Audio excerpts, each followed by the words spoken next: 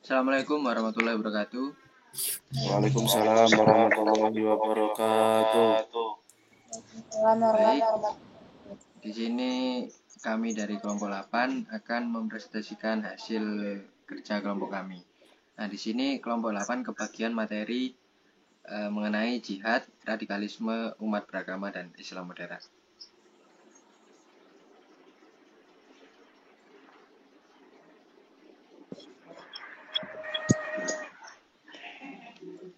Oke, anggota kelompok 8 ada Alfi Hamdan Maulid, kemudian saya sendiri Bima Julian Sardio, 3 Dwi Maulidia Agustina, 4 Indah Widanti, dan 5 Intania Vanesi.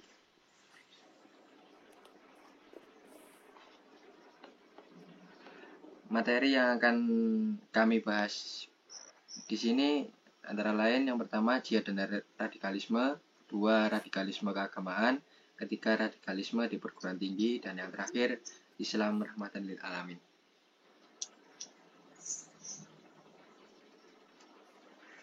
Oke teman-teman, ada yang tahu gak ini siapa? Oke, jadi beliau ini merupakan mantan, bisa dibilang anggota teroris yang saat ini sudah tobat. Jadi yang di sebelah kanan itu merupakan foto beliau sudah tobat dan menjadi apa ya istilahnya, pemimpin upacara kayak gitulah. Jadi udah mulai tumbuh lagi nasionalisme. Oke, next.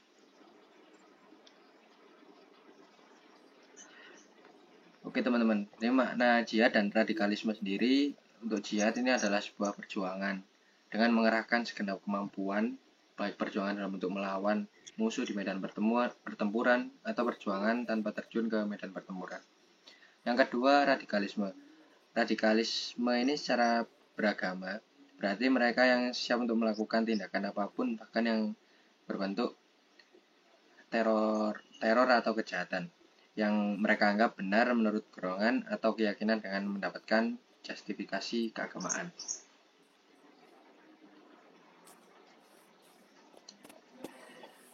Ini ada beberapa contoh jihad. Yang pertama jihad berperang di jalan Allah, dan yang kedua jihad menjalankan ibadah kepada Allah, yang ketiga jihad menuntut ilmu, yang keempat jihad mengatakan yang benar di hadapan penguasa yang zalim, 5 jihad berbakti kepada orang tua, dan 6 jihad melawan hawa nafsu.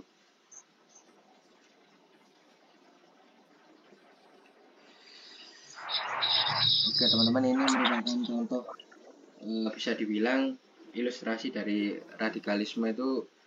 Kalau di gambar yang kiri merupakan orang-orang apa ya istilahnya separatis kayak gitu ya, teroris.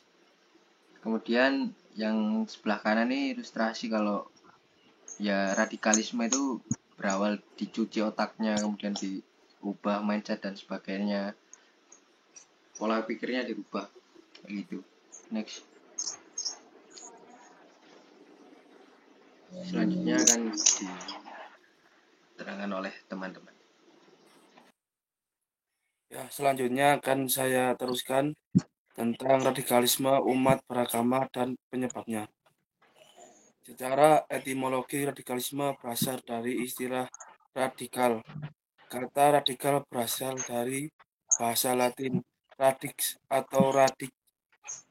Radix dalam bahasa Latin berarti akar. Istilah radikal mengacu pada hal-hal mendasar, prinsip-prinsip fundamental, pokok sosial dan esensial atas bermacam gejala. Dalam konteks agama ini yang menjadi permasalahan ketika pemikiran yang radikal tidak dipertimbangkan hingga melahirkan keburukan. Next.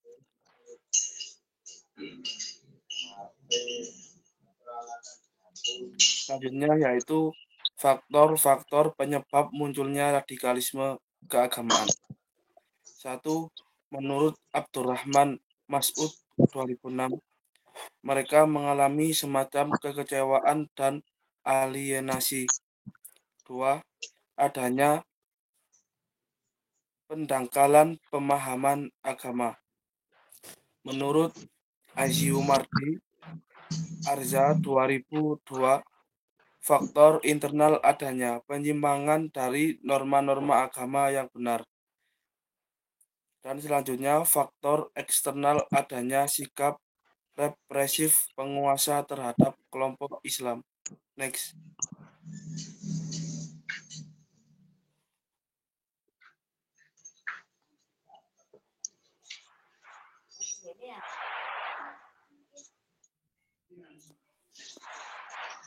Yang selanjutnya, ya, dilanjutkan oleh Mbak Intan.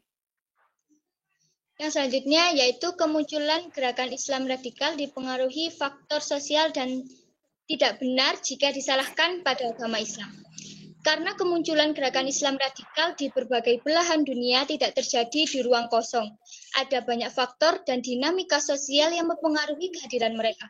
Oleh karena itu, tidak benar tuduhan sebagian orang yang mengatakan Islam sebagai agama adalah sumber kerusakan yang disebabkan oleh terorisme. Bahkan ada yang mengatakan Islam adalah agama teror. Next.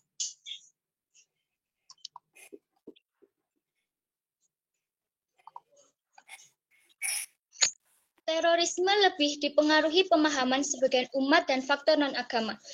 Terorisme tidak semata-mata karena ajaran agama Islam itu sendiri, tetapi lebih disebabkan oleh pemahaman sebagian umat Islam yang salah terhadap ajaran agamanya. Mereka memiliki tafsir agama yang ekstrim atau radikal. Dan faktor non-agama, selain dipengaruhi pemahaman umat yang keliru, terorisme juga dipengaruhi oleh faktor-faktor di luar agama atau non-agama, seperti faktor politik, ketidakpuasan atas sistem politik tertentu. Yang kedua, faktor ekonomi seperti kesulitan ekonomi yang dihadapi. Yang ketiga, faktor sosial seperti adanya diskriminasi sosial terhadap kelompok mereka. Next.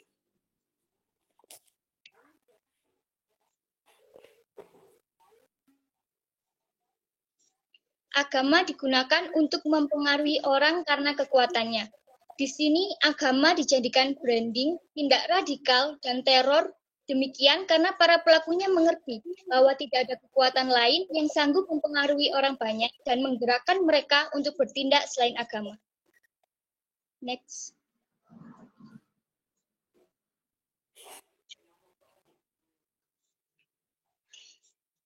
Kenyataan ini semakin memperkuat pentingnya menyebarkan paham keislaman yang moderat dan cinta damai di tengah masyarakat yang tengah menghadapi serbuan informasi yang sebagiannya berisikan materi-materi yang keliru.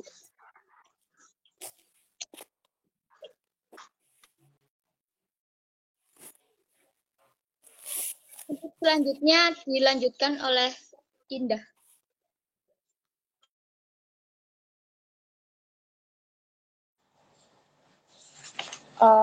Untuk selanjutnya, next. Islam rahmatan lil alamin dan Islam moderat. Makna Islam rahmatan lil alamin adalah Islam yang kehadirannya di tengah kehidupan masyarakat yang mampu mewujudkan kedamaian dan kasih sayang bagi manusia maupun alam semesta. Islam moderat yaitu Islam humanis yang dapat mengayomi semua dari berbagai lapisan sosial baik etnis maupun agama. Next.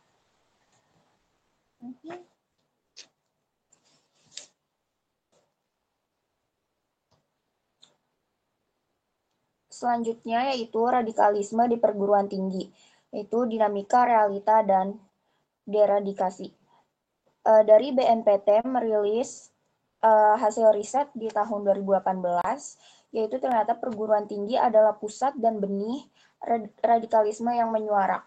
Muhammad Nasir selaku Menteri Riset Teknologi dan Pendidikan pada tahun 2018 menyatakan bahwa potensi penyebaran paham radikalisme tidak hanya di 7 kampus dan karena itu perlu mendapatkan perhatian yang serius. Salah satu dari 7 kampus itu yaitu Universitas Riau atau bisa disebut UNRI.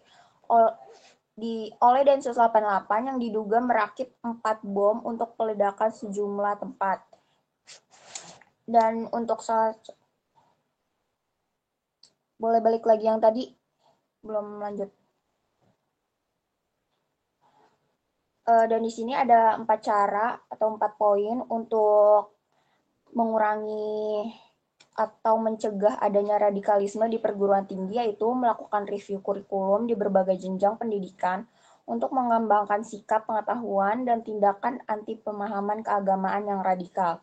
Yang kedua, melakukan seleksi tenaga pendidik dengan memastikan kesahihan pemahaman keagamaannya, terutama dalam konteks keindonesiaan. Yang ketiga, mengadakan diskusi publik terkait fundamentalisme, radikalisme, dan multikulturalisme bagi pendidik dan anak didik. Yang keempat, yaitu dengan adanya kerjasama dengan ormas-ormas keagamaan yang memiliki pandangan Islam yang moderat. Next.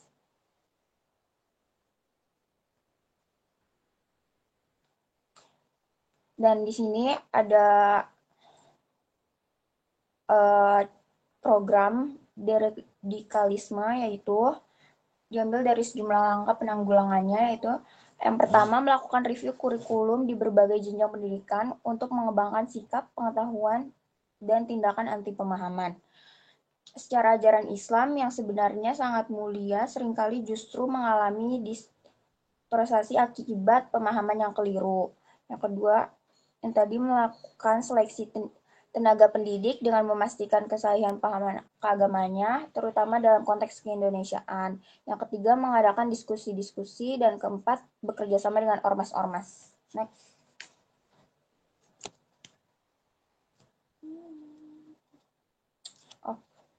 Nah, ini baru penanggulangan radikal, yaitu memberikan penjelasan tentang Islam secara memadai. Contohnya, yaitu pemahaman mengenai jihad. Perlu dijelaskan bahwa makna jihad itu beragam.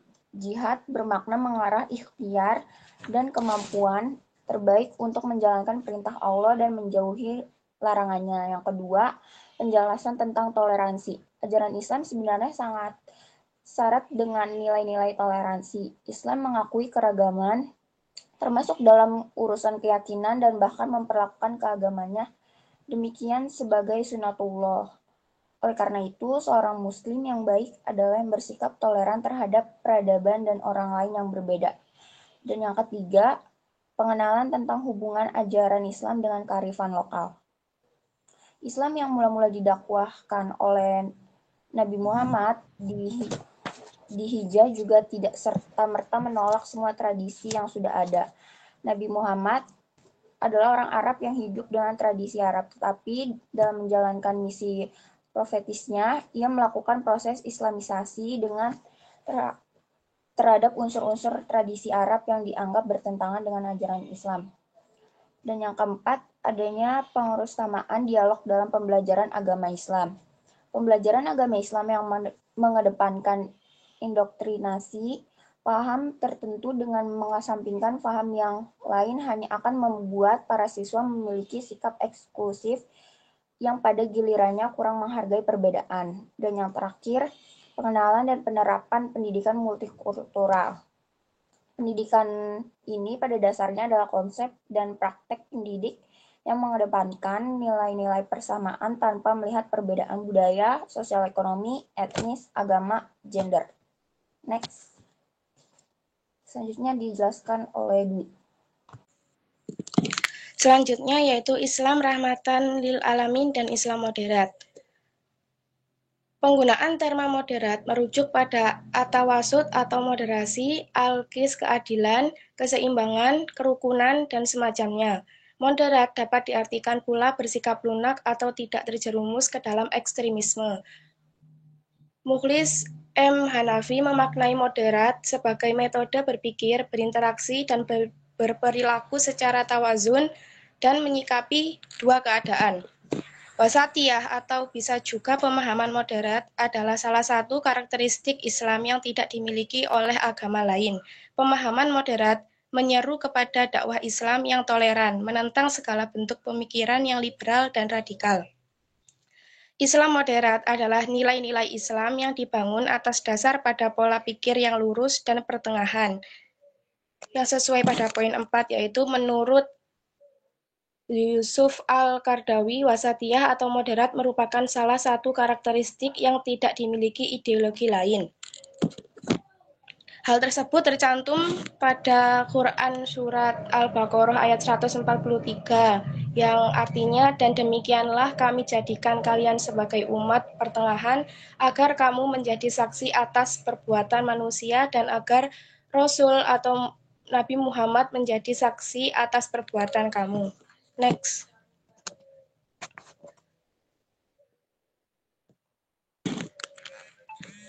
Selain itu juga Islam moderat memiliki makna selalu menghindarkan perilaku atau pengungkapan yang ekstrim, berkecenderungan ke arah jalan tengah. Yang terkandung dalam sikap moderat adalah kemauan untuk melakukan konsultasi dengan orang lain di dalam menyelesaikan sesuatu. Sebagaimana ditegaskan Al-Quran, wasyawirhum fil amri, bermusyawarahlah dalam menyelesaikan suatu perkara, menghormati perbedaan agama, la ikroha fiddin, atau tidak ada paksaan dalam beragama, mengapresiasi perbedaan dan keragaman pemahaman, ikhtilafu ummati rahmatun, atau perbedaan pendapat adalah rahmat, dan selalu mencari jalan tengah yang mempertemukan berbagai kepentingan dan persilangan pandangan. Umatan wasatan, jadilah umat yang moderat. Islam Nusantara yang moderat itulah yang menjadi salah satu alasan utama berdirinya Negara Kesatuan Republik Indonesia dan Pancasila sebagai dasar negara. Aziumardi Azra menyebut Islam moderat sebagai karakter asli dari keberagaman Muslim di Nusantara, sehingga tidak ada masalah dengan modernitas, demokrasi, HAM, dan kecenderungan lain di dunia modern. Kemampuan beradaptasi secara kritislah yang akan menjadikan Islam dapat benar-benar salih likulli zaman wa makan, atau cocok untuk setiap zaman dan tempat.